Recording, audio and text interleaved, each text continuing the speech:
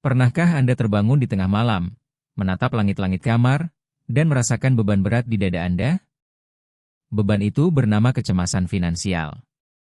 Anda melihat tangan Anda, tangan yang sudah bekerja keras seharian, tangan yang sudah lelah, namun entah mengapa, hasil yang Anda harapkan tidak pernah kunjung datang.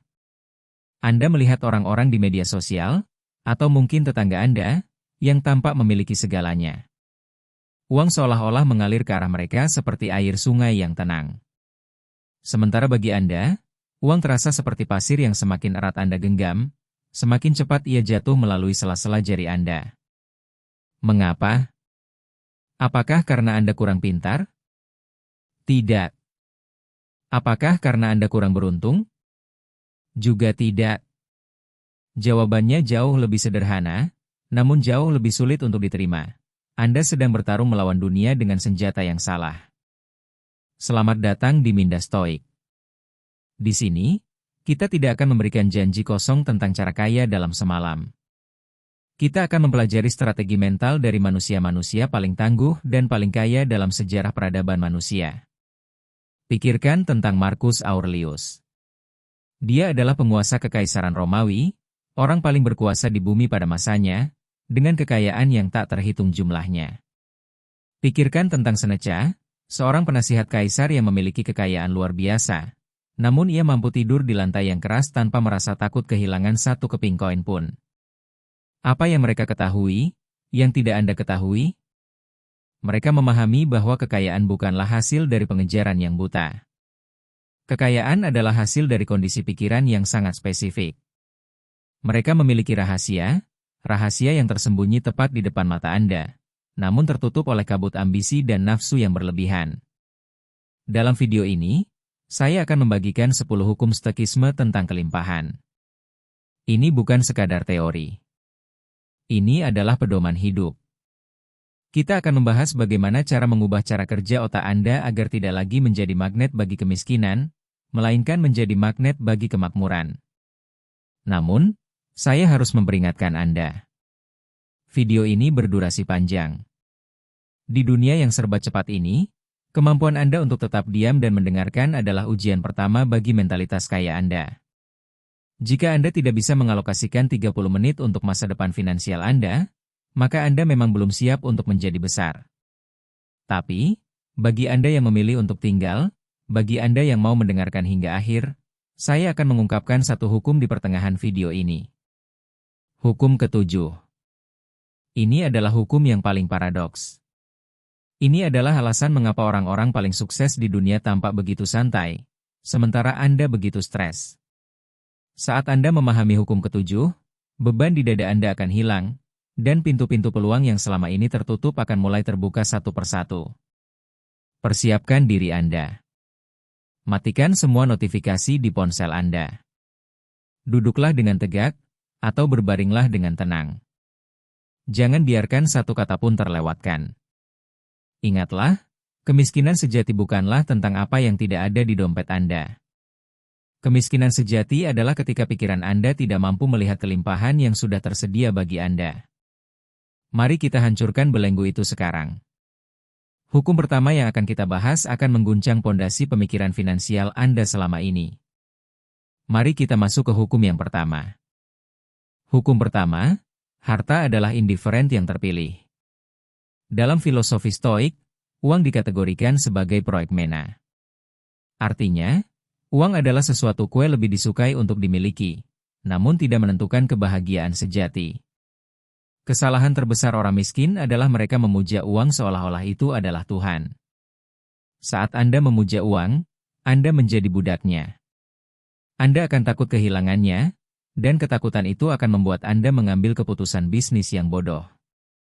Seorang stoik memiliki uang, tetapi tidak membiarkan uang memiliki hatinya. Pahami bahwa uang hanyalah alat, seperti palu bagi tukang kayu. Alat itu sendiri tidak memiliki nilai moral, namun di tangan orang yang bijaksana, ia bisa membangun istana. Jangan biarkan identitas Anda bergantung pada saldo bank Anda. Hukum kedua, fokus pada apa yang bisa Anda kendalikan. Berhentilah mengeluh tentang ekonomi global, inflasi, atau kebijakan pemerintah. Seorang praktisi minda stoik tahu bahwa mengeluh tentang hal-hal di luar kendali adalah pemborosan energi terbesar.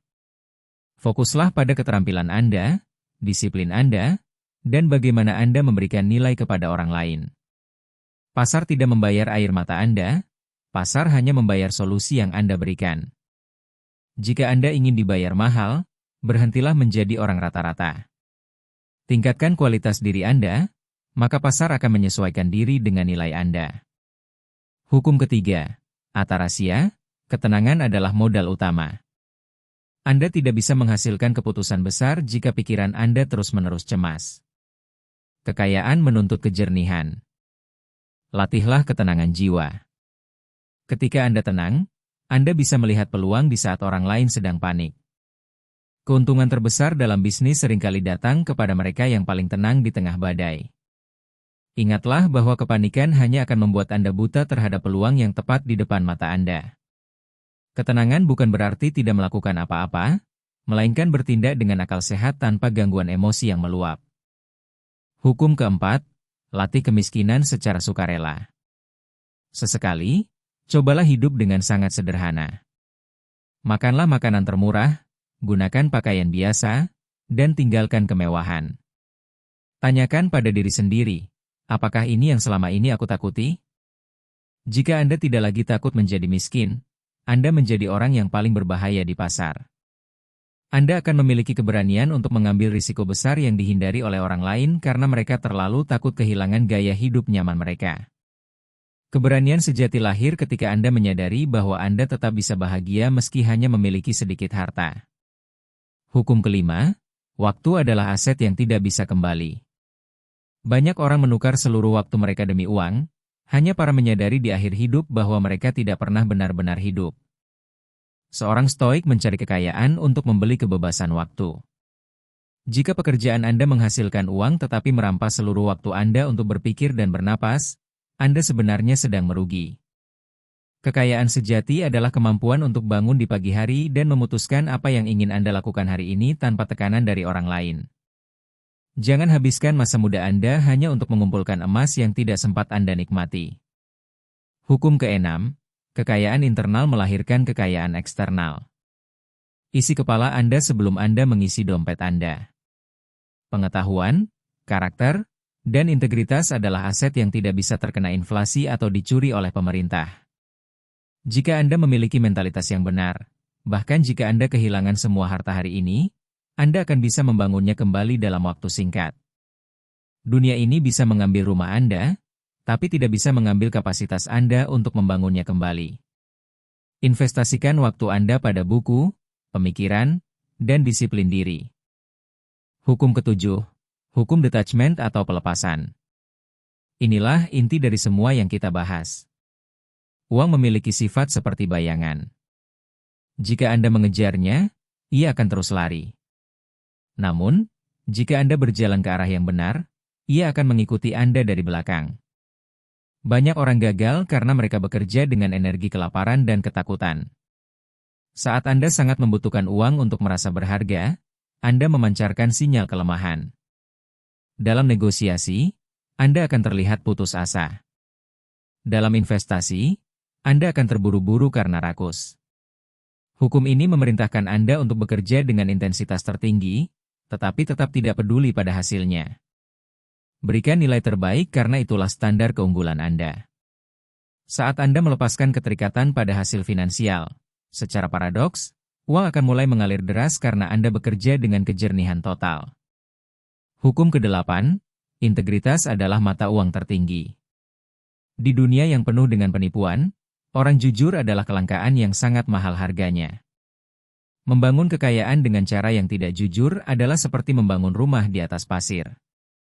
Satu kebohongan bisa menghancurkan reputasi yang Anda bangun selama puluhan tahun.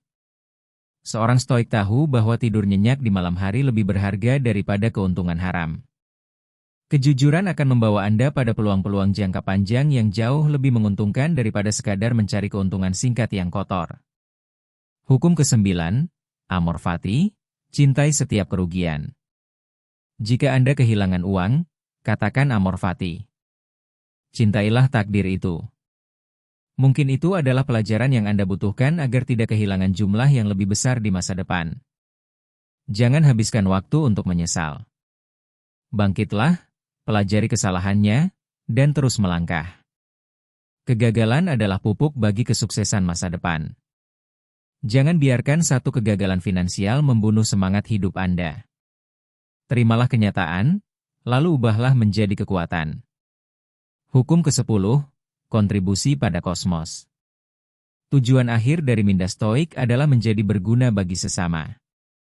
Kekayaan sejati adalah kemampuan untuk memberikan dampak positif.